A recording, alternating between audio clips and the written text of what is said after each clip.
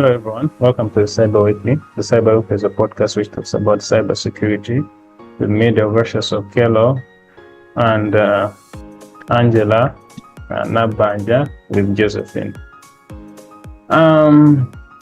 Today we're welcoming Gregory Richardson. Fun fact, also my dad is called Gregory. So we'll be having him. But before we proceed, Josephine and Angela, do you have anything to say? Thank you, Dio. Good afternoon, and welcome, Gregory. Honored to be here. Thank you, Josephine. Welcome, Gregory. Hi, Dale. Hi. So, the profile of Gregory. Onto the profile. So Gregory Richardson is currently serving as the Vice President of Global Advisory CISO at Blackberry, where he has been employed since May of 2024.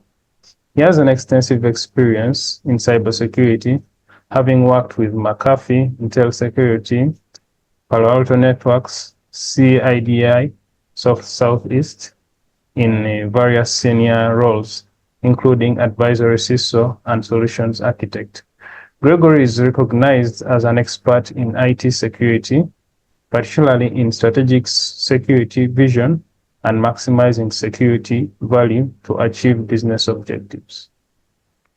That's Gregory for you. Gregory, welcome to the show. Pleasure.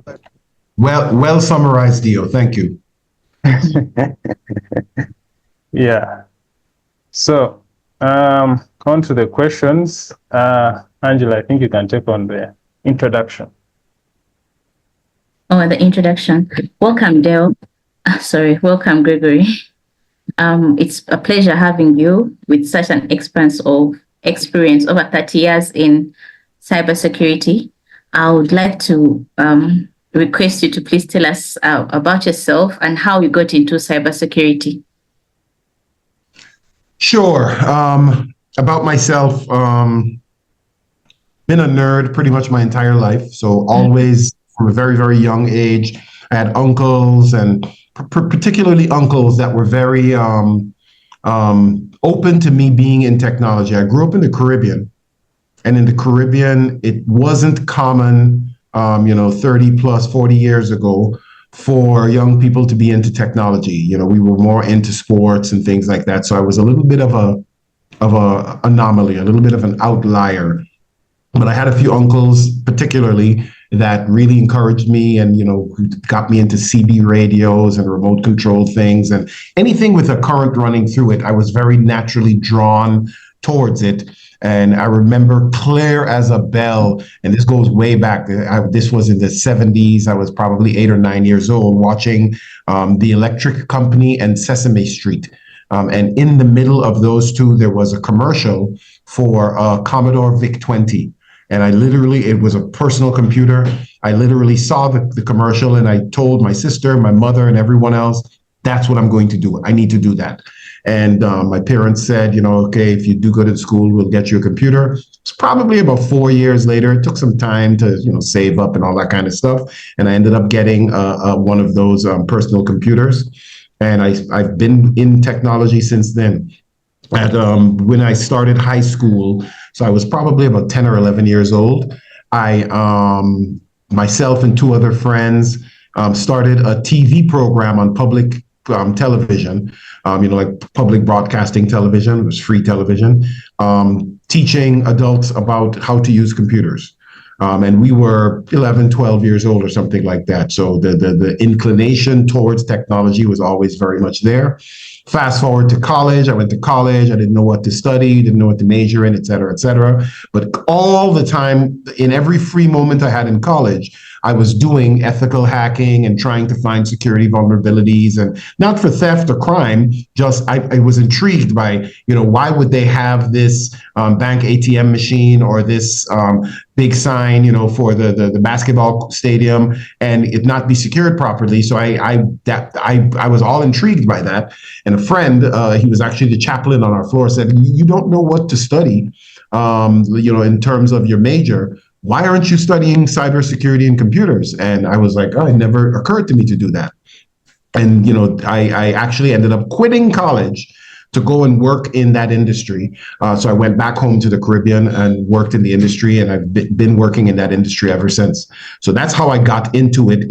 It really stemmed out of it was very organic, a natural, organic curiosity for how things work, why they work that way, and that intuitively leads to, and how can I get it to do something that is not designed to do, which is precisely what ethical hackers, and to a certain extent also cyber criminals, that's what they do. They look at your network, your computers, and they see, okay, if this computer is collecting credit card payments, this is how a cyber criminal thinks. If this computer is collecting credit card payments to pay for goods, how can I get that computer to take those credit card payments, those credit card numbers, and send them to me? So in addition to collecting it to send, for payment for, the XYZ store, I also want a copy of that credit card because I'm going to do something with it. That is the ontology of how an attacker thinks. And that's a big part of what I have studied and worked on in cybersecurity, attacker ontology, understanding how the attacker thinks and why they think that way so that you can counter them, so that you can defend against them. That's kind of a very brief summary of my history in cybersecurity. Quick question, sorry. What was your first computer? And I'm sure you were using floppy disks. That's want to know. Did it have the ones with the stomach? Stomach? The a couple of things. A couple of things. The first computer so I liked the Commodore VIC-20. That was very, very old, and that was pre-floppy disk.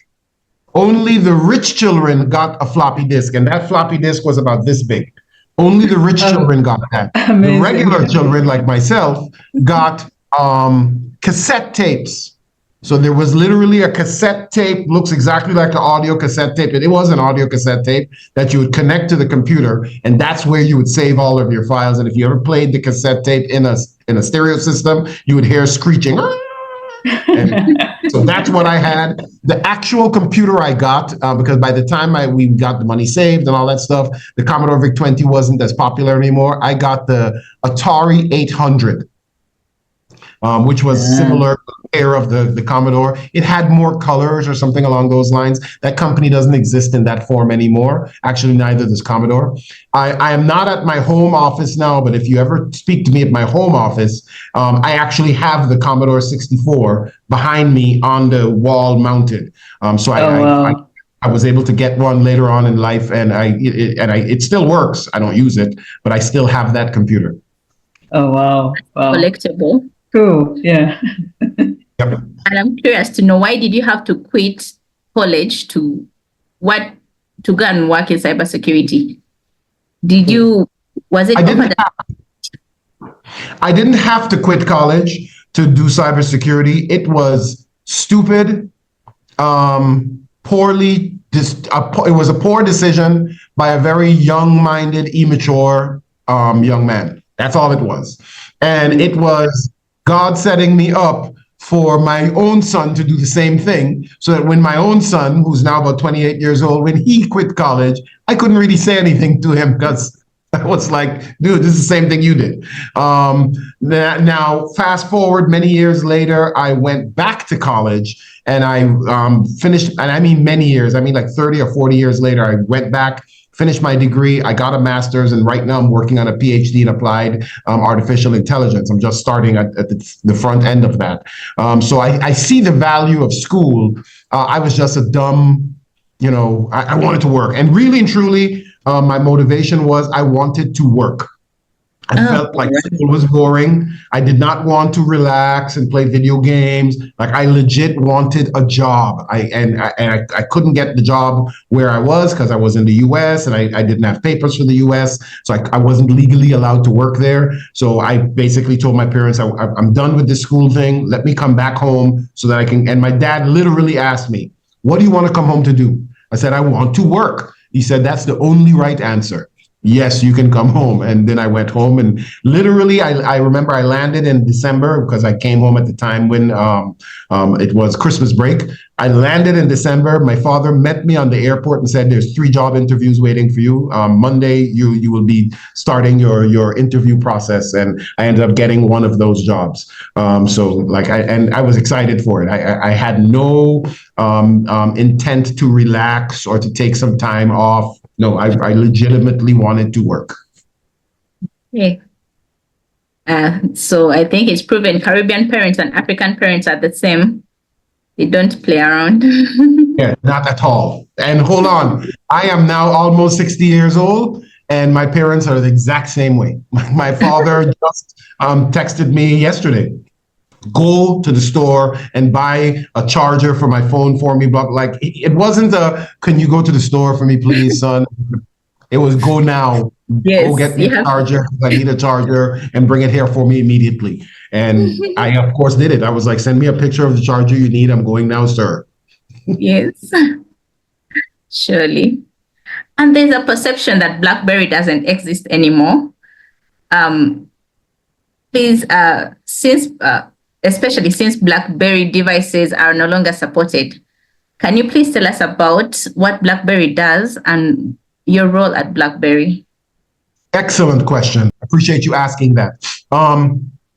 So BlackBerry's about a 40-year-old company, somewhere thereabouts. I believe we just celebrated our 40th anniversary. It definitely started off as primarily a telephone company, or a cell phone device, a mobile device creator. But what their secret to success, their secret sauce, was how secure those devices were. So not only were they the first devices to have full keyboards where you could type text messages, and they were really focused on that, above and beyond making a voice telephone call. So they were the first technology that really leaned into, maybe people want to do things that are typing more than just talking. And they leaned into that very heavily. That was part of their secret sauce, the bigger part of their secret sauce, which is why they had and continue to have such a loyal following in financial services, banks, governments, very, very, very large enterprises. It's because their devices were inherently created from the ground up to be extremely secure. So you couldn't hack into them easily. You couldn't intercept the communications very easily. They were heavily encrypted. And this was in an age 30 years ago when no one cared about that. So it was unique. So therefore, all of the governments and banks and stuff went heavily to them. And you would see many, many employees, especially in the US and probably globally, walking around with 2 phones. They'd have their regular phone to make telephone calls on, and they'd have their BlackBerry phone, which was for work. That was for the serious stuff. That was for the stuff that, secret, no one can get to it, et cetera, et cetera. Fast forward to today, BlackBerry no longer makes phones or sells phones or does anything with phones anymore at all. But what BlackBerry has done and what they're going through right now is they are refocused and doubling down on the security side. So the same security that was in their DNA on, we've created these phones that are highly, highly, highly secure and dependable and reliable. They have now put that focus on how can we help secure businesses, corporations, computers, et cetera, et cetera. So we bought another AI-powered, one of the first AI-powered cybersecurity companies called Cylance. So all of that product and all of that expertise is now a part of BlackBerry, and we're focused on cybersecurity. So that's the part of BlackBerry that I'm in. There are also some other parts that we also make software for operational technology devices such as vehicles. So I think it's 80%, don't quote me on that number, of vehicles that have computers in them use BlackBerry software in the back end. So, a lot of the newer cars nowadays, when you press the brake, it's not a cable that, actuates do the brake. It's literally just a computer switch that says, hey, someone is touching the brake, and go ahead now and cycle the little power that does the clamps that slow the wheels down. And it's all computerized. And that software that's running that is Blackberry software. So same idea, someplace where you needed software that is highly secure, because you don't want anyone hacking into your brake system or your acceleration system in a vehicle and taking control of your vehicle. Blackberry has software for that as well. So we are trying to refocus the market on anywhere you need highly secure, highly trustworthy computing. You can look to Blackberry to help you accomplish that. So we have teams of threat researchers and strategists, et cetera. And my role at Blackberry as Vice President of Global Advisory CISOs is to build that credible relationship with our key customers. So the largest banks, the largest governments, we just did a big deal with the government of Malaysia, and we actually set up a whole a center of excellence in Malaysia for training and equipping and just creating that next generation of cybersecurity experts. My job is to build those relationships with the decision makers that need to make those types of decisions. I know it's a little bit vague, but ask me more about it if you need to. No, it's quite clear. Very interesting. A few episodes ago, we said that the S in IoTs stands for security, because most IoT devices are not secure. But it's interesting to see that Blackberry is working on securing IoTs like cars right now. That's quite a broad research area.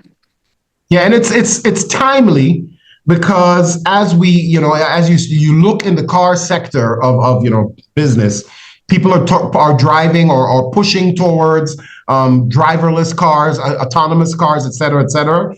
To do that, you're going to need a highly secure, let's call it operating system or infrastructure within that vehicle, because the risk becomes exponentially more if you take the human out of the equation. Right now, you have a human that might be able to make a moral decision and say, hey, my brakes are failing, so I'm going to turn towards where there are no people and roll into a wall or something like that. If there's a computer might not be able to make that decision, and brakes fail, computer doesn't know what to do and plows through a crowd of 100 people. You really need a highly secure, highly trustworthy, complete infrastructure in order to do those next generation things that I believe are absolutely coming. Yes, they are here, and we are in the future. Sure. So with your extensive background in cybersecurity roles like CISO, Solutions Architect, and CTO Ambassador, what would you say are the biggest cybersecurity threats facing organizations today? It changes so much. Let me see. The biggest threats. Okay, I'll give you a solid one. One of my mentors always taught me, or he does this in meetings actively. When someone asks a question, he pauses for a minute, and you can see him collecting his thoughts so that what he says is accurate. So all of this little talk that I'm doing now is me pausing to make sure what I'm about to say is really accurate, so I don't just answer off the cuff. So the biggest, probably I would say the absolute biggest, not one of the biggest, but I would probably say the absolute unequivocal biggest threat I see, and more importantly, part of my job is meeting with executives of these key companies, banks, restaurant chains, car manufacturers. I meet with their decision makers, their CEOs, CIOs, chief information security officers, chief information officers. That's my job. I meet with them literally on a weekly basis. I jump on a plane, I go to California, I meet with 5 of them. I go to New York, I meet with 5 of them. I go to Japan, I meet with 5 of them. That's my job.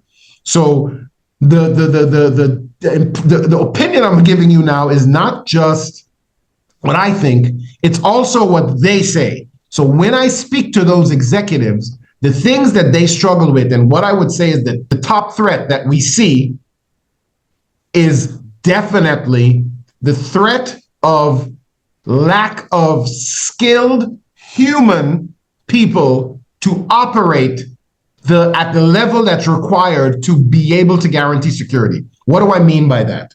If you look at the broad cybersecurity market nowadays, there's tons of tools. When I started 30, 40 years ago, there were one or two tools. There was Norton antivirus, there was McAfee antivirus, and that was about it. Like there weren't 20, 30, there weren't a bunch of firewalls that just didn't exist because people didn't see the need for security. Fast forward to today, I just got back about 3 weeks ago from the RSA Security Conference in San Francisco. It's the world's largest security conference for businesses. And there were probably 2,000 or 3,000 vendors in their expo floor on display with cybersecurity products. Blackberry was one of them, but there's literally thousands. So there's bunches of tools, and all of those tools are really good.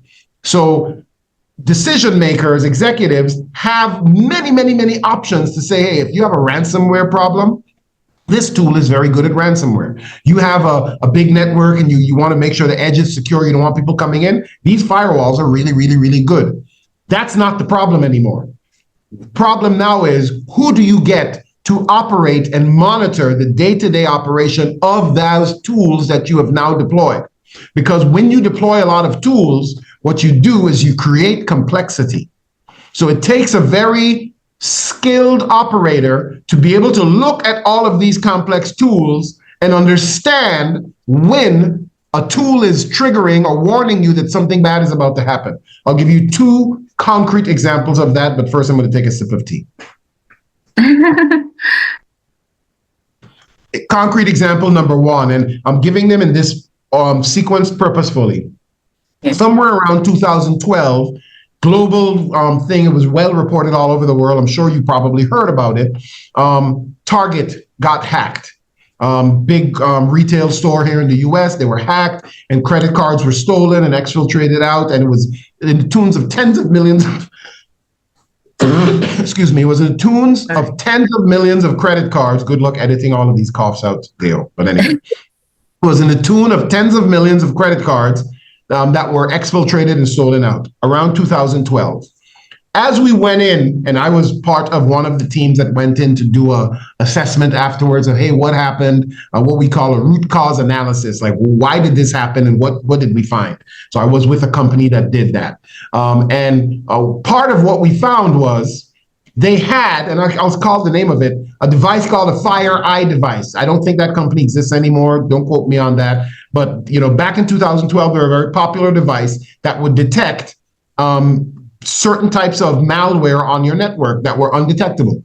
Their FireEye devices were sending alerts like crazy for weeks, saying there's something on your network that is accessing your credit card terminals, and it's taking that information and sending it somewhere else. Their security operations center was being inundated with those alerts. No one recognized the alerts as legitimate alerts, so let the thing sit on the network. And long story short, until the FBI came and knocked on the door and said, you guys have a problem. We are finding credit card numbers from your stores in criminal organizations outside of the US. When we were doing investigations, something's leaking in your environment. Until that happened, it was months where the attacker was stealing credit cards from them while their devices were alerting them saying, this thing over here is doing something weird. The lack of connection between this alert that we're getting and the bad thing that's happening is what allowed it to happen. It wasn't a lack of, oh my God, the attacker was so good that no tool could detect them. Tools were detecting them. That was 2012. Fast forward to about 4 months ago. I'm not going to call the name of this organization because it's still being investigated and it's still a big deal, but a large organization, company, corporation here in the US was hacked and they got ransomware. And so, all of their computers were encrypted. I think 80% of all of their computers went down. They had to stop service. They could, literally, they had to turn customers away and say, we cannot take customers right now because all of our computers are down. So, for example, imagine it was a hotel. It wasn't a hotel, but imagine it was a hotel and customers show up to the front desk. You need the computer to say, okay, which room am I going to assign you to? And here's the key for your room. If the computer goes down, you literally got to tell that customer, we have 1,000 rooms upstairs. I cannot assign you to one because I don't have a methodology to assign you to one without the computer. Sorry, we take your money and go somewhere else. So this company was doing that across the US because their computers were hacked so bad. As we went in and did the investigation, you know what we found? 9 instances where one of their software tools was telling them something is trying to encrypt all of your files. Instance number 1, it failed because the software tool blocked it and protected them. The cyber attacker came back in about an hour and retried again. And it was blocked again. Cyber criminal came back with another methodology and retried again. That try and retry process continued for about 5 hours. 9 times the attacker was blocked. Finally, the 10th time, they figured out a way to get around it, and then they were encrypted, and then the attack continued. So is this a problem that the tool failed? Or is this a problem that the humans that were watching those first 9 alerts for 5 hours come in had no idea how to interpret them, and therefore that was the problem? My suggestion to you, and what the CISOs and CIOs that I speak to are concerned about, how do we get the right people looking at those alerts at the timely manner to prevent all of these types of attacks? That's the problem. It's not, we've shifted from, oh my God, there are no tools for doing these detections, into we have the tools, where do we find the humans to do this work properly? That's the big problem. Where do we find the humans? And you can find in-depth statistics on this. In cybersecurity, cybersecurity is still probably one of the only industries or market segments in the world that has a negative unemployment rate. What that means is there's more jobs that need people to hire than the people exist. In the US alone, there's about 3 million jobs that cannot be filled. There simply are no humans for those 3 million jobs. And that trend is global. If you look at it in India or the rest of the world, Africa, et cetera, the number is significantly higher. That's the problem. How do we solve that? And I think one of the ways you'll solve that is better managed offerings. What that means is companies like Blackberry will offer to their customers not just, hey, I can sell you a cute little piece of software. It's going to be, I can sell you a piece of software with a human attached to it. So no longer, like, the fact of the matter is a bank or a car manufacturer or a hospital or a retail store doesn't care about cybersecurity. A retail store cares about selling you stuff. A pharmaceutical manufacturer cares about making pharmaceuticals. That's their skill set. That's what they're good at. A bank cares about managing money. That's what they're good at. A cybersecurity company is good at cybersecurity. They might not be good at many other things, but they're good at cybersecurity. So my suggestion is, and where I see the fix coming, you're going to see more cybersecurity companies offering to not just sell you a little tool, but say, I'll sell you the tool and I will give you the people that will manage it for you, so that when these attacks come in and when these alerts hit, you're able to identify, oh, this expert sees this attack as so-and-so. The expert recommended that the tool block it, and we prevented the entire attack chain. Oh, interesting. So for those who are looking for a career switch or to up their game, cybersecurity is the place. It's one of them for sure. It's difficult to get into, and Deo can probably talk volumes about this because of his involvement with Cyversity. And organizations like Cyversity exist because it's so difficult to transition into that space. And it's not that the field is inherently complicated or more difficult than banking or more difficult than medical or legal. It's not that it's a more difficult field. It's just that it's still a relatively young field. So we don't really have as good a handle on what are the skill sets needed. I remember when I was growing up, I was told, oh, you want to be in computers? You got to be good at math. You have to be, good at math and engineering and physics and that kind of stuff. And I happened to be good at that. So it was easy for me to say, well, I guess this is what I got to do. I think that was God. God equipped me and prepared me for, in that era when I was coming up, you would need this to be able to get past the hurdles. So I'm just going to equip you with it. That was outside of my prepping or doing something smart. That was just a gift that I was given. I happen to be very good at technology. I happen to be very good at mathematics from the jump. But in the industry now, I can see without a shadow of a doubt, there are tons of roles that are not mathematically dependent at all. There are, as a matter of fact, the most roles that I see open right now are roles of people who have the ability to have a conversation, and they have high what you call EQ, so the ability to interface and connect with other humans. Oftentimes, the people that are good at math and good at programming are not good with humans. So they will be good in a basement somewhere or in a back office somewhere, coding and coming up with the best solutions. But if no one is there to explain that solution to the chief information officer or the CEO that needs to make a decision and write a check, you have a big gap.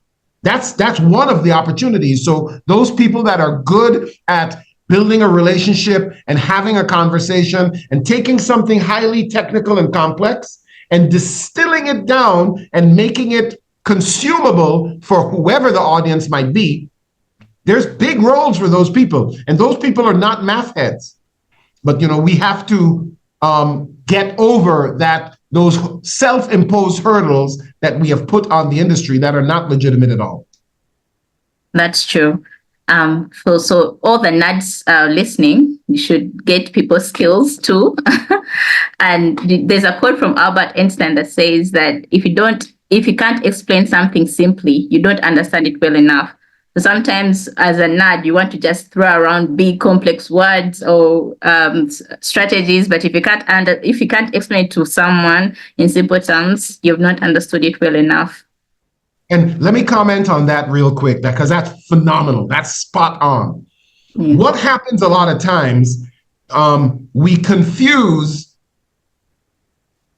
consumability of the information with simplicity of the information. So people might get offended at the idea of, oh, you think you need to dumb it down for me? No, I am not dumbing it down for you. It's still very complex. I am not treating you like I think you are unintelligent.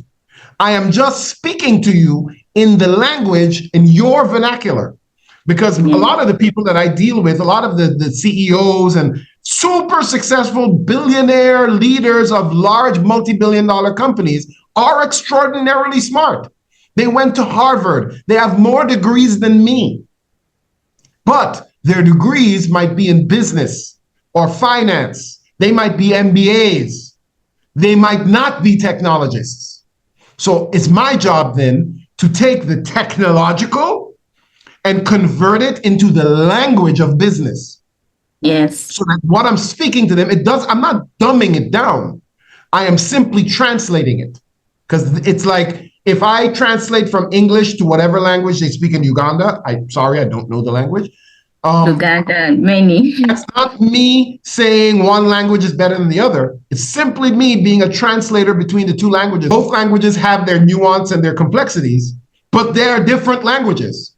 So to communicate, you simply need a translator from one to the other. It's not a translator up to down. It's a translator from left to right. Yes. That's a big pushback. We get that. I see that a lot in the industry because the person doing the translating uses terms like, I'm going to simplify this for you, that can be interpreted as condescending. That's true. But it's not about simplifying it. That's why I was very purposeful and I used the term, I distill the information to make it consumable. I am not dumbing it down. I'm just changing it from one language to the other.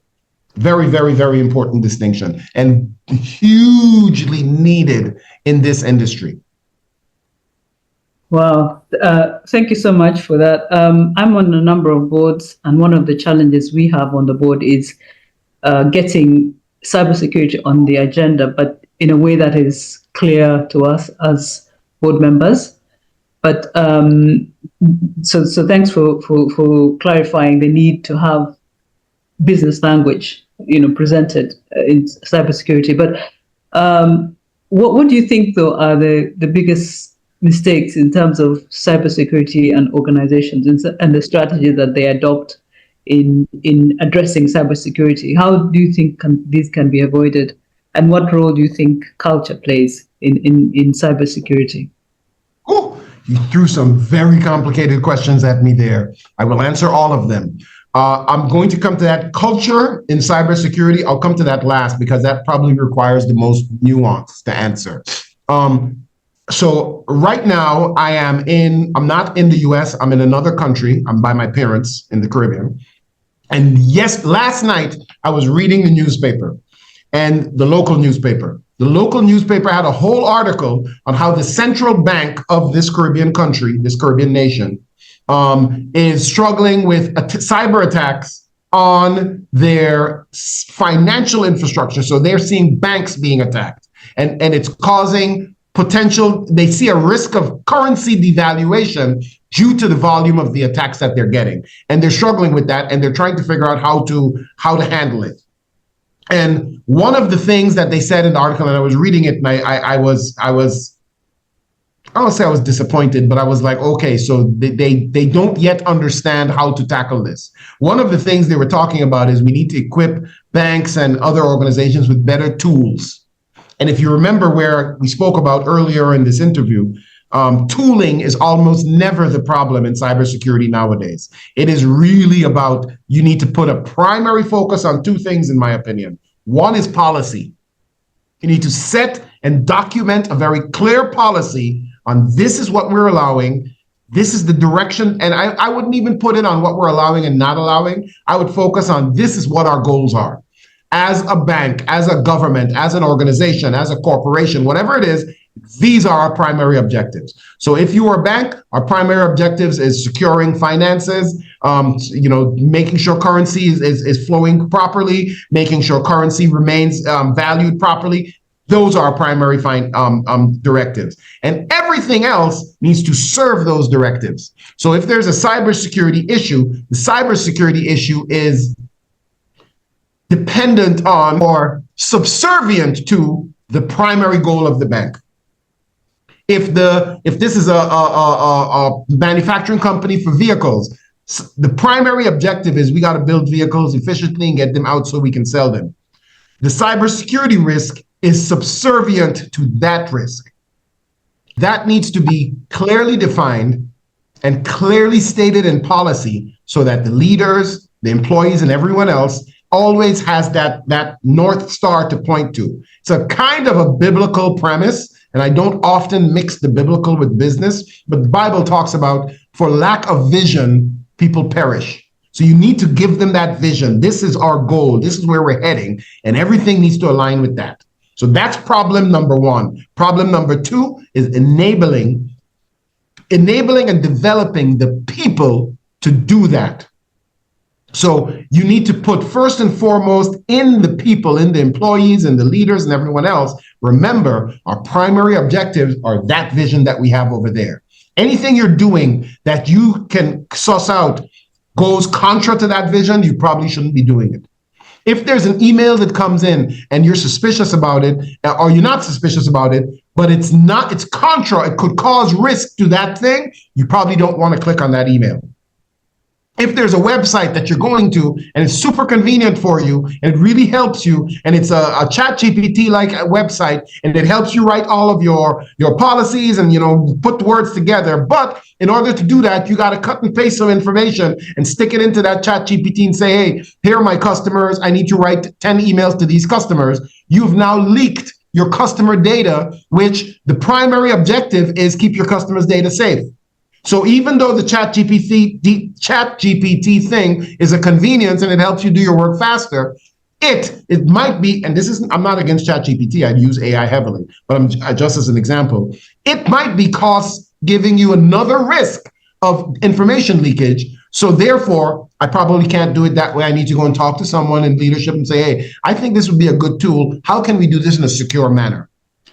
Equipping your people so that they understand that.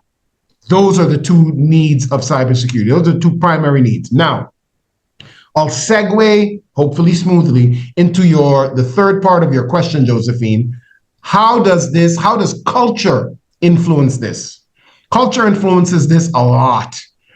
For example, when I'm dealing with Japanese culture and Japanese organizations, Japanese culture doesn't criticize.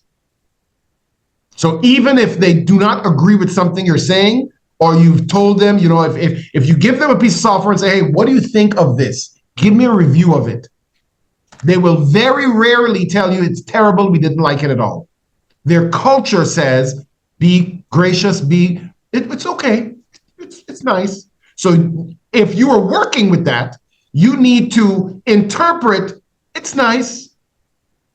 Okay, maybe it's terrible, and I need to go back and review. So culture determines that a lot. American, northeastern US, particularly culture, is the opposite of that. They will come to your face and tell you what you just did is terrible, it sucks, it's awful, and they have no problems acting like that and telling you that. Sometimes they'll even over-rotate because it's in their culture to be extra combative. So you need to take that into consideration as well. So the policy, go back to the first two things, policies and enabling your people. Understanding that your people are coming from XYZ type of culture, so then the policy needs to be suitable to that. So culture plays a big role. Understanding the background and the historical things that cause the culture to be that way. I can talk volumes about the Caribbean because I grew up here and I understand the culture here very well. A very, I don't want to say repressed, but almost a very repressed culture because of the colonial background in the Caribbean. Many of the Caribbean islands, including the one that I'm from, used to be colonized. So their understanding is their governors, the doctors, the lawyers, the upper echelon of society were people that don't look like them. They were the colonizers. For good or bad, whether it was ill intent or not, whatever, that's not the conversation. But that's the facts on the ground of what caused the Caribbean people's culture to be the way it is. Because their understanding was the teachers, the lawyers, the doctors don't look like me. So anyone that looks like me can't be a teacher, a lawyer, or a doctor. So you need to process that and build that into the culture, into how you approach the culture, because it's going to be the first thing that you need to overcome. If you talk to a lot of Caribbean students that leave, because the Caribbean, most of the islands are relatively small, so they don't have really high tertiary education systems on the island. So a lot of students will leave and go to Europe or the US for school. When they come back, they struggle immensely because they've gone and they've studied and they're experts in their field, and they come back, but the market tells them you can't be an expert in the field because you look just like me. All of the experts in the field look like the European people that colonized us. They don't verbally say this, but if you don't understand that, you will never be able to pierce the culture and have a meaningful impact. So yeah, the understanding the culture and responding to it in appropriately, super important in dealing with cybersecurity and other problems as well. Well, thank you. Thanks for the answer. We were also colonized by the British, so I guess we also have the that culture of not feeling that we belong to the big jobs or to the big roles. So thank you for the answer. Yes, you talked about ChatGPT. Do you see AI really being used to leverage to enhance cybersecurity? And of course, on the other side, are there any promising application that you see? But obviously, what do you see as AI when it's being exploited? Those are easier questions. Thank you, Josephine. I appreciate it. I was trying to give you a break. Yes, thank you. It's noted, and I appreciate it. My heart feels good about it. Yeah, for sure. I do think AI has utility or usefulness in cybersecurity, 100%. Interesting to note. So as I've said a couple of times already, I'm pursuing a PhD in applied AI right now. My applied AI PhD is not in cybersecurity. It's actually in linguistics. because I wanted to broaden my horizons a little bit. So I didn't want to just double down on that. But in studying AI, it becomes very, very obvious that there is this perception, and I speak about AI a lot of organizations, conferences, businesses, churches, etc. ask me, hey, can you come and give us a briefing on AI, to the audience or to whoever? So I have these types of topics, these types of conversations a lot. One of the first things I usually share is there's this impression that AI is a new thing, just existed 2, 3, 4, 5 years ago. AI hit the scene and it's been amazing. Nothing could be further from the truth. AI so artificial intelligence as a topic, as a conversation point, and the term itself first started appearing in 1950s textbooks for universities. Dartmouth and some other universities had textbooks where they taught on AI. This is what artificial intelligence is. This is what it means. This is how we do it. This, et cetera, et cetera. So that's World War II era technology. What happened a few years ago is more readily available access to high CPU processing ability and storage, which then do what I call democratized AI. So now anybody could get access to AI. Prior to anybody having access to AI by signing up on ChatGPT or Google Bard or Facebook Llama for $20 a month, which makes it very accessible. Prior to that, you'd have to be a government, a weather service funded by the federal government, or the military to have access to the type of computing power that you needed to run the calculations that AI requires. So the only thing that's happened is the technology that's existed since the 50s, more people now have access to it. So that's point number one. So stop treating it as if this is new stuff and no one knows what to do with it. One of the first industries that heavily utilized heavily utilized artificial intelligence was cybersecurity. 25, 30 years ago, companies like Norton leveraged artificial intelligence to help define or classify is the better term, all of the malware and viruses that that were being generated and were being found. The way they would classify them, because they quickly noticed these are tens of thousands of viruses popping up, new ones per day. They couldn't scale enough humans to do that manual, hey, I'm going to look at item number 1. Yep, this looks bad, it's bad. Item number 2, in the beginning, it was humans doing it. Very quickly, they realized it's more than, we don't have enough humans. Same problem we have now, lack of humans. So they leverage artificial intelligence to do this classification for them. Most large companies, cybersecurity companies, still leverage artificial intelligence for that. What we're also finding now is there's some use cases where we can use artificial intelligence. So artificial intelligence is really, really good at parsing through large chunks of data. Humans, not so good at that. Humans don't do well with context switching. Human brains don't do well with processing lots and lots and lots of data repetitively over a long span of time, even if that long span of time is just an hour or two. Your brain zones out after a while and you just don't process accurately anymore. That is really well suited for AI because AI doesn't get tired, doesn't get bored, and you can just process through, send me more data, it'll process through it. So there are absolute use cases that would be of value for AI in cybersecurity. Many of them are being utilized already, and you'll see more and more and more of them. What I don't think is of significant value, and this is a gamble, not every expert agrees with this. There's a heavy preponderance right now of natural language processing. So, like how ChatGPT is unique because you speak to it in normal old language, normal English, normal Ugandan, normal whatever, and it responds back in quote unquote normal language. That gives the impression that it's intelligent. Understand, those generative AI tools are not intelligent. They are statistically looking at what word fits after this word to make a proper English sentence or proper language sentence. That's all it's doing. That's why we have problems in AI, hallucinations, where the AI just makes up stuff that's absolutely untrue. What it's doing is creating a sentence. The sentence is grammatically accurate, but factually incorrect.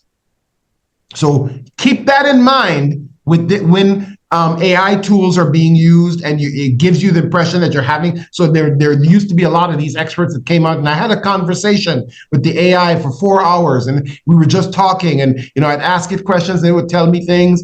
It's giving you sentences. It's not having a moral backing to those sentences. It doesn't understand what it's telling you. All it's doing is giving you sentences that are accurate sentences. So understanding that well, there's a big preponderance of this natural language thing to try to interface with cybersecurity tools. You'll see a lot of that coming up. I don't think that's necessarily the most useful usage of AI. I think that's going to I think that's a pop culture type thing. I think that's going to fade away. The usefulness of it is going to be exposed as not so very useful. And where we're going to see more and more and more usage is, okay, we're generating this lots of data. How do we summarize it? How do we quickly digest it? How do we quickly break it up into chunks so that we can classify it and say, okay, these are bad, this is good, this is suspicious behavior. Things like that, I think we're going to see more and more and more usage in AI, in cybersecurity. So I think cybersecurity and AI have a long partnership that's going to continue to be very fruitful. Thank you. And on the flip side of that is the AI as it's used by attackers or exploited by attackers. How do you see that happening? And what are there any areas of real concern you have around that? The big areas of concern I have around that is what we call adversarial AI.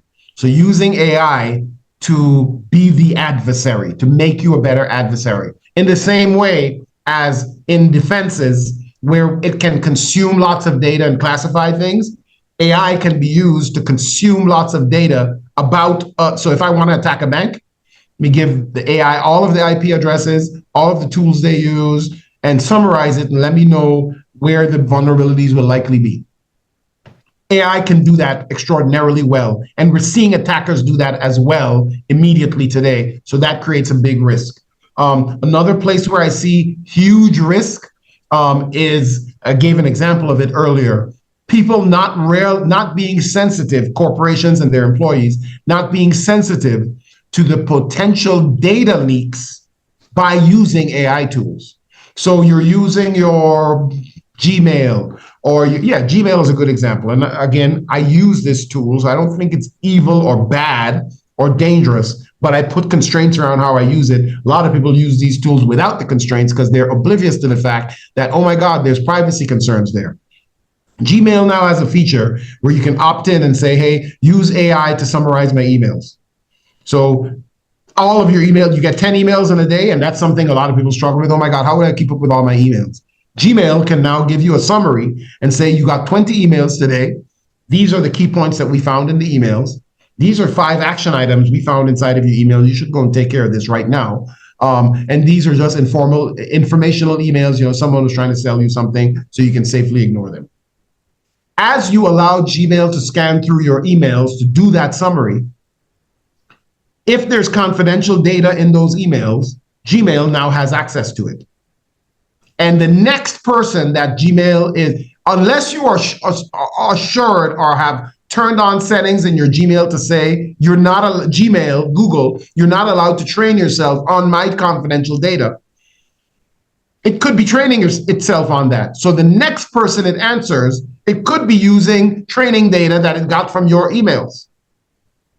So you need to be aware of the fact that you can't just share or give access to these tools all willy-nilly without consideration for some of these tools. I need to understand what they're doing with my data. This is not a new problem.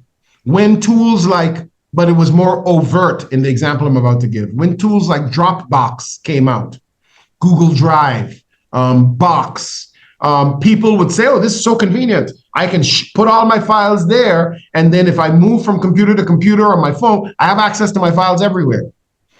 But how sure are you that someone else isn't accessing your Google Drive, your Dropbox, your box files without your permission because you've now put them somewhere public? So when that came, but that was very overt. You would have to manually say, I am copying these files to Google Drive. I'm copying these files to Dropbox. So it was very easy for corporations to say, don't copy files to Dropbox. We do not allow it. Or only allow it with our version of Dropbox or something like that. With AI, it's very subtle.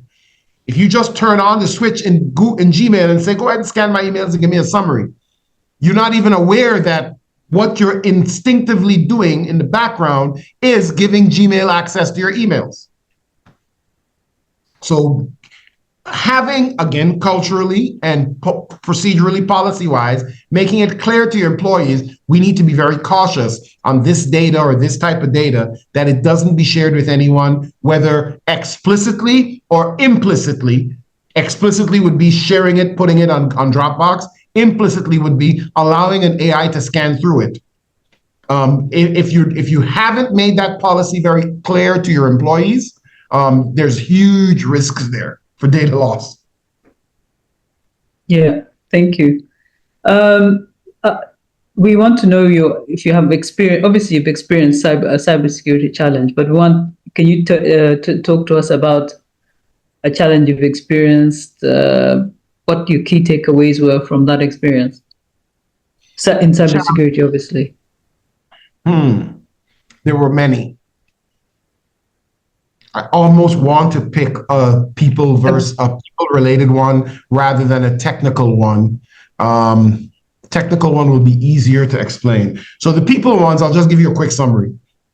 The biggest challenges you find are people-related. Overcoming limitations that people instinctively put on other people. So racist type things, prejudicial things. I don't think a woman can do this. I don't think, a black person can do this. I don't think a white person can.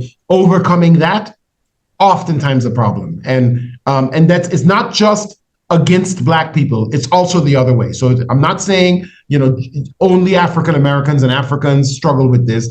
You'll see this in other cultures as well, where the Caucasian people struggle with this because they're excluded from certain things simply because of bad stereotypes or whatever have you. So globally across the board, there are lots of problems in cybersecurity that are problems that shouldn't have been there, but they're there because of human limitations we put on. That's a summary on that. Now I'm going to go to a technical one.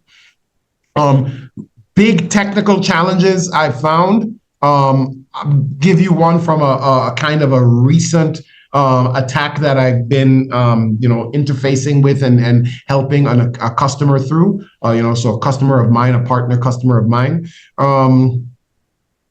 Probably the case that I was talking about with the, with the 9 attempts to encrypt. That's real time, like that's happening right now. And we are working through that with the customer right now. The technical difficulty is because of the way marketing particularly is in cybersecurity. Everyone has these sexy ads and AI, we're going to solve all the problems in the world and don't worry about it. We'll give you an AI powered security analyst and you don't need to worry about anything anymore. It's very difficult to help your customers parse through what's real and what's fake, because the fake often sounds amazing. So you now need to convince them that, look, I'm not just telling you this for kicks and giggles, but that fake thing, it's fake. It's not true. It doesn't work that way. So showing what's legitimate technology and what's achievable today versus showing what's great PowerPoint slides and great commercials is very, very, very, very difficult. And that's probably one of the bigger challenges I face nowadays. A lot of times I have to talk customers off the ledge because they're about to go and spend extraordinary amounts of money on some tool that they saw somewhere in a commercial or in the Wall Street Journal or what. It looks amazing. And you can see as a technical expert, you're going down the wrong path. You're going to waste that money. You're going to have to backtrack and then undo that, and it'll probably cost you your job. And then the next guy that comes in after you, he's going to have to fix the mess that you just made. Undoing that is very problematic. And I say this often about the cybersecurity industry. The industry has caused this, has brought this on themselves. If the cybersecurity industry, if the way we do things in cyber, and I've been in cyber for many years, so I can be harsh on the one industry that I've been in for most of my career. So pardon me if I'm a little bit transparent here about, putting some of our dirty laundry out. If cars were sold the way cybersecurity tools are sold, we'd still be riding horse and buggies. I'll tell you why. If I went to Ford and said, hey, Ford, I heard you have an Explorer. It's amazing. I want one. And Ford's response to me was, yes, we have an Explorer. Here is the chassis for the Explorer. You need to go by BF Goodrich and get 4 tires. And you need to go across the street over here and get 4 doors. And you need to go down here and get the motor. And somewhere else sells the transmission. And now you glue all of that stuff together. And when you do that, yay, you have a Ford Explorer. Everyone would walk away and say, you're crazy. I'm not here trying to build a car. I'm trying to buy a car from you. Have a nice day. I'll go back to my horse and buggy. But that example that I just gave is precisely what we do in cyber. Every company has their little thing. It fixes ransomware really well. It's the best at ransomware. Yeah, but I don't only have a ransomware problem. I also have a data loss prevention problem. That's a different problem. Go somewhere else, go get that somewhere else. But I also have a firewall problem. We don't care about firewalls. All we do is ransomware. Go somewhere else, get your firewalls. So you get your firewalls, you get your data loss prevention, you get your cloud security, you get your ransomware from me, you get, your antivirus from somewhere else. You glue them all together, get some duct tape and baling wire and tie it up. And when you figure that out, yay, you got a great security infrastructure. This is why, unlike many of the other industries where investment has been heavy in cybersecurity, trillions of dollars have been invested in startups, et cetera, but we see no marketable decrease in successful attacks. We actually see increase in successful attacks, indicating that all of the investment might have been wasted. You don't see that in many other industries. When we saw big investment in vaccines, entire healthcare crises were averted. I'm not talking about COVID. I'm talking about things like polio, measles. As the pharma industry buckled down and said, hey, we're going to really do research and work on vaccines, no one gets polio anymore. No one gets measles anymore. Like, it's been blown away. It's not a problem because they took the time and invested in it. And I can give you many other industries where we see that. As the automotive industry invested in research on crash test dummies, they started building seatbelts. People dying in car crashes have drastically gone down because of seatbelts and airbags. We don't see any such correlation in cybersecurity. You invest trillions of dollars, the attacks get worse. You invest a couple of billion more dollars, the attacks continue unabated, getting worse and more frequent in their successes. We need to fix that as an industry. And the way we're going to fix that is by doing the things we said. Putting policy in place very clearly, tying that policy to enabling your people to function on the policy, while keeping a grasp on how do you convey this message through cultural paradigms. It's a people problem. It's not a technology problem. Yeah. Thank you for that. Now, when it comes to, you have given us a very good niche where we could start from for starting up a cybersecurity company. But if someone wanted to start up a cybersecurity in the, company, what advice would you give that person? If someone wanted to start a cybersecurity company, what advice would I give? I would be almost inclined to say, don't start it. Why do I say that? Unless you have a really, really, really well-researched tool, fix, process that legitimately answers that issue that I just said. How do we holistically impact and influence a successful attacks decreasing?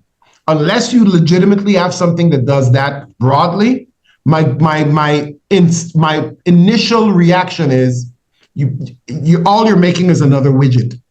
All you're making is another, hey, this thing, it fixes one little problem really effectively. We have enough tools that fix the one problem. If you can make something that fixes the broad, bigger problem, that's what you need to do.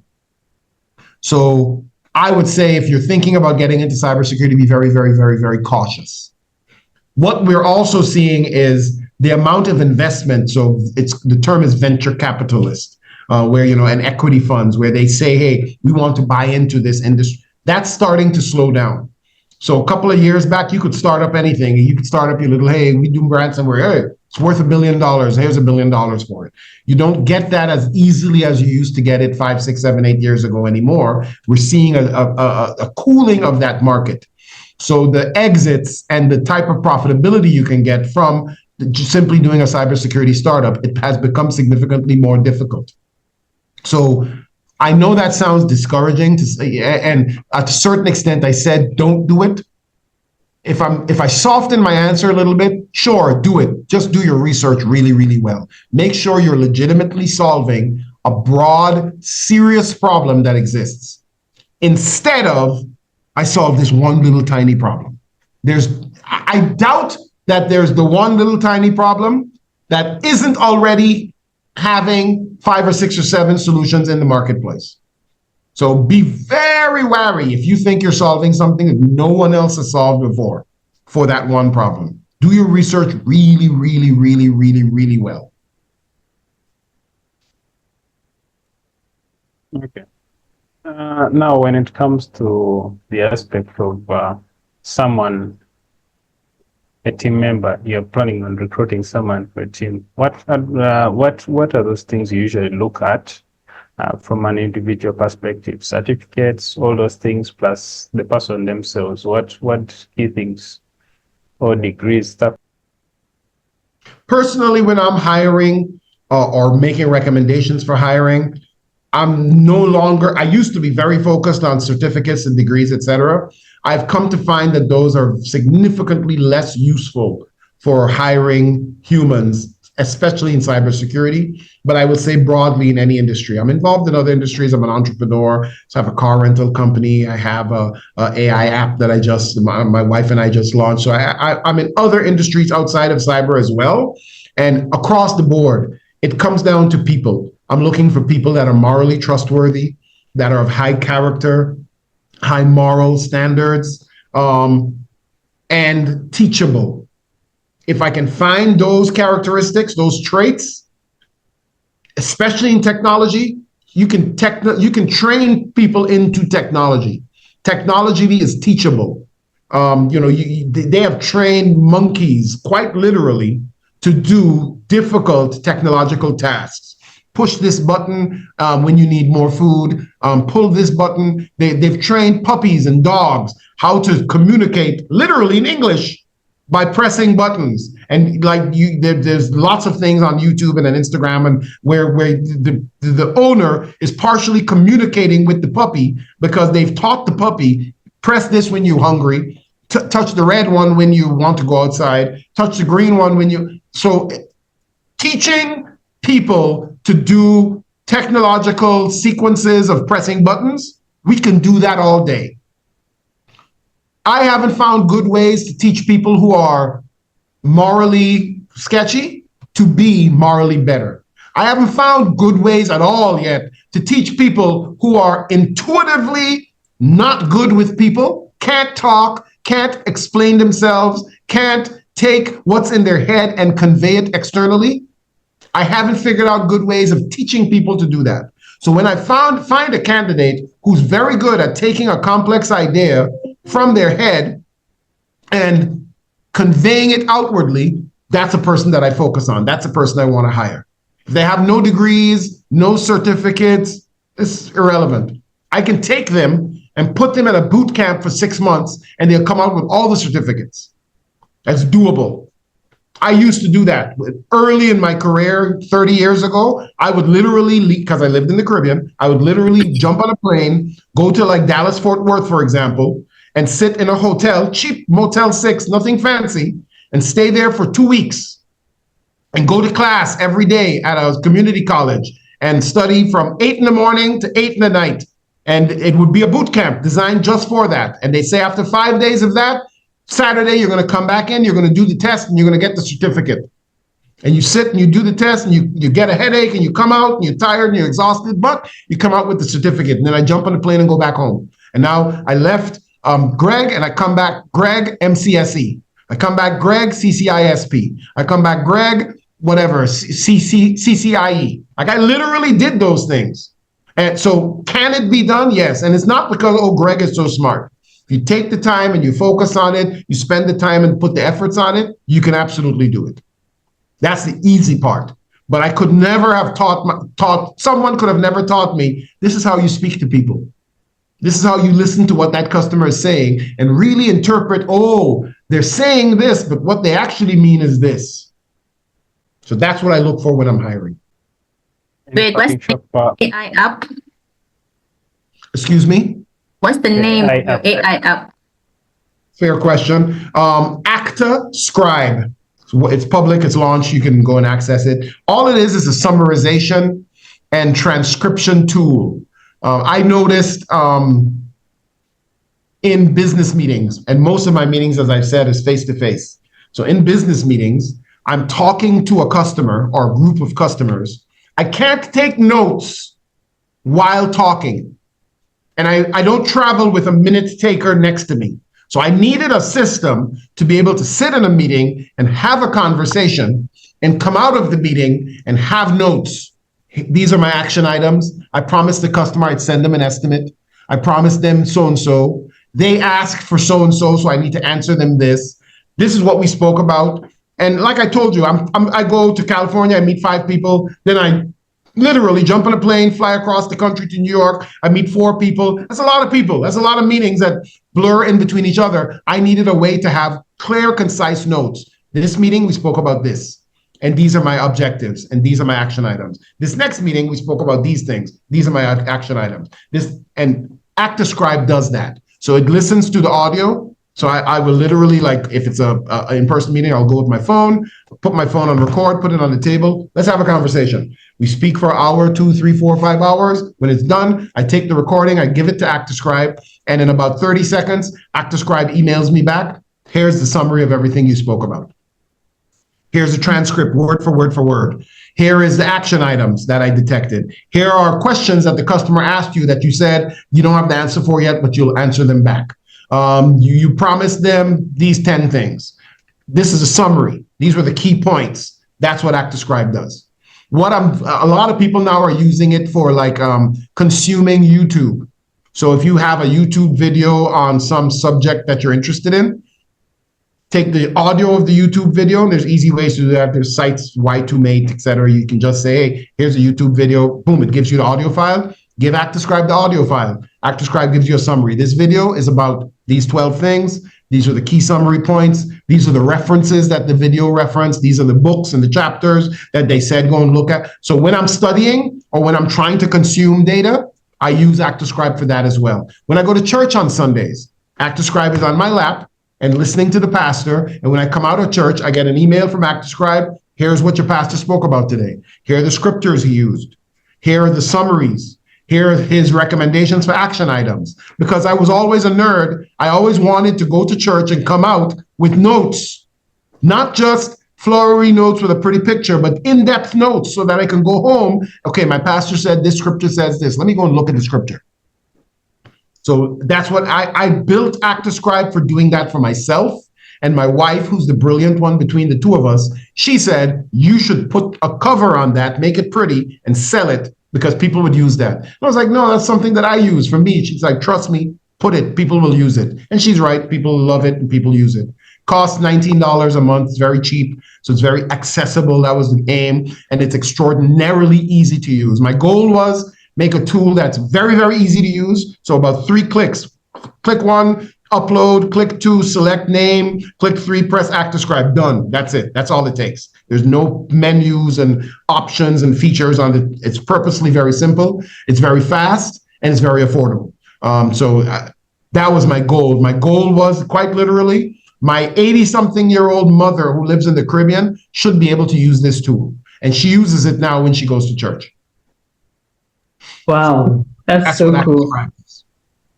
Really cool. Fully AI powered. I built my own AI model with special training, et cetera, et cetera. Highly secure. I have doctors and therapists that also use it. So we don't keep any of the recordings. We don't keep any of the transcripts. It's sent to you and it's deleted immediately. So it's fully HIPAA compliant, which is a thing in the US. So it's highly private, highly secure, and allows you to get those types of transcripts very quickly. That's what Actascribe is. Interesting, because I was going to ask with AI policy, I'm very curious to know, do like people in a meeting have to consent to you using it to transcribe the meeting? But I think that's embedded in the app policy that you don't keep the recordings, it just transcribes. Spot on. Spot on. In some countries and in some states, you would need to tell them, hey, I'm going to transcribe and make notes on this. 90% of the time, people in meetings want the notes because they want you to pay attention and have follow-ups for them. So I've never had an interaction with a person, no, I don't want you to take notes. Because I explained to them, I've really never had to have a long conversation. I'm just like, hey, is it okay if I take notes on this? It's digital notes. Yeah, no problem, go ahead. So that's very, and again, because of my security background, I built an app that was purposefully secure. That was my aim and my goal. So your transcript, Dio would never see it. And the model would never be trained on your transcript to accidentally leak that data over to Dio's transcript tomorrow. Our models are not trained by any of the transcripts. Our models are trained on language models that we have internally. So that, because all we're doing is taking whatever you've given us and summarizing it. So it doesn't need training based on, okay, you were talking about the Bible and this person was talking about cyber. It doesn't care about that. It just cares about the language. And yes, it is multilingual, so it will work across the globe with other languages as well. All right. Thank you for that. Any parting shots for our audience? Be kind to the people around you. It's amazing to me how inconsiderate and unkind we are outside of cyber, just in business in general. We tend to be very me-focused. The bottom signature on all of my corporate emails says, remember, and it's a reminder to me myself, remember to consider others more important than me. So that would be my parting shot to the audience. Remember, consider others more important than you. Sometimes, not sometimes, always, your opinion should not be the most important thing. Like sometimes you just need to listen. Sometimes you just need to say, I wonder how they feel. For example, in traveling, when I travel a lot of times you'll run into people, a flight attendants or a airline check-in person who's rude for no reason. They walk up, hey, good afternoon, I'm looking for so-and-so desk. Shut up. 10 years ago, I would fire back at them. What do you mean, shut up? As I've grown mature and older and a little bit wiser, I now would ask myself, why are they so tense? What happened? Maybe they had a bad day. Maybe the child is homesick and they wish they weren't here at the job. They wanted to be home taking care of their child. You don't know. So when someone snaps at you, sometimes hush your mouth, say, I don't know what they're going through. Sorry, my bad. I'll check with someone else. Goes a long way sometimes. So that would be my parting shot to the audience. Consider others more important than yourself. Josephine approves. Like it. Yeah, I approve. I've been there as well. I used to be that person who would have a fight with everyone, but now, I'm like, yeah, I'll back away. I'm going to tell that story, Josephine. Which story? That story that you told me that you would really want to put people straight all the time, and but you learned to also just let things be. People ever do something. Yeah, I have. But Gregory, it's been wonderful having you on our podcast. It's fantastic listening to you. So we really appreciate you taking your time. I know you're busy to be with us today. And just as a side note, do you watch cricket? I do not. The Caribbean you island don't? Okay. was heavily influenced by the Dutch. So Dutch were not, British islands were very much into cricket. So okay. I regular, basketball, baseball, volleyball, those kinds of sports. Okay. I was gonna say that our team, we qualified for the T20, and our team is currently in Trinidad and Tobago, where the World Cup T20. So yeah, I was gonna say that. Congratulations, success to them. First time, yeah. Thank you. Yeah, but thank you so much. It's been wonderful listening to you. Thank you, and thank you for sharing your stories and your knowledge. Thank you. Thank you. It's been an honor being here. Appreciate the invite, Dio. Thank you very, very much for making this happen. Yeah, thank you for actually accepting. Yeah, accepting. I'm also happy now that His coach or cold.